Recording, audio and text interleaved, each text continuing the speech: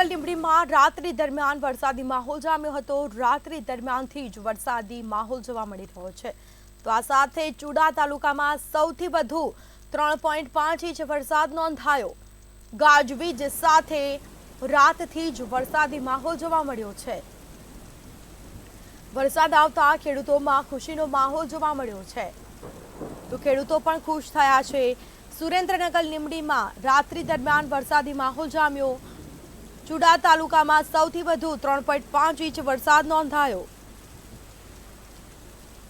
તો આ સાથે જ હવામાન વિભાગે આગાહી કરી છે અને તે જ પગલે વરસાદી માહોલ જામ્યો છે। ચુડા તાલુકામાં સૌથી વધુ 3.5 ઇંચ વરસાદ નોંધાયો છે।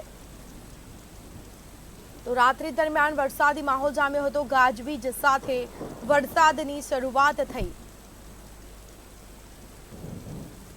તો વરસાદ વરસતા ખેડૂતોમાં ખુશીનો માહોલ જોવા મળ્યો છે। લોકોને ગરમીથી રાહત મળી છે। તો અનેક વિસ્તારોમાં વરસાદી માહોલ જોવા મળ્યો। આ સાથે ચુડા તાલુકામાં સૌથી વધુ 3.5 ઇંચ વરસાદી માહોલ જામ્યો। તો સૌથી વધુ વરસાદ રાત્રિ દરમિયાન નોંધાયો છે। વરસાદ આવતા ખેડૂતો ખુશ થયા છે।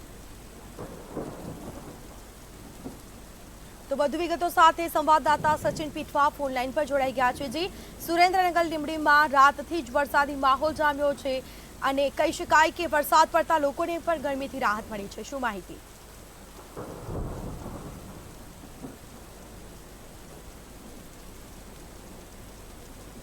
જી સચિન।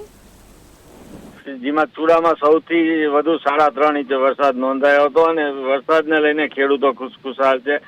તેમજ વાતાવરણમાં ઠંડક પ્રસરી છે અને ગરમીથી આંશિક રાહત મળી છે। તમામ જાણકારી આપવા બદલ આપનો આભાર। તો રાત્રિ દરમિયાન વરસાદી માહોલ જોવા મળ્યો છે। ચુડા તાલુકામાં સૌથી વધુ 3.5 ઇંચ વરસાદ નોંધાયો છે। ગાજવીજ સાથે વરસાદની શરૂઆત થઈ છે। એકાએક વાતાવરણમાં પલટો આવ્યો છે। તો વરસાદ આવતા ખેડૂતોમાં પણ ખુશીનો માહોલ જોવા મળ્યો છે। તો આ સાથે એકાએક વરસાદી ઝાપટા આવ્યા। હવામાન વિભાગે આગાહી કરી છે અને તે જ પગલે વરસાદી માહોલ જામ્યો। તો સુરેન્દ્રનગરના લીંબડીમાં રાત્રિ દરમિયાન વરસાદી માહોલ જામ્યો।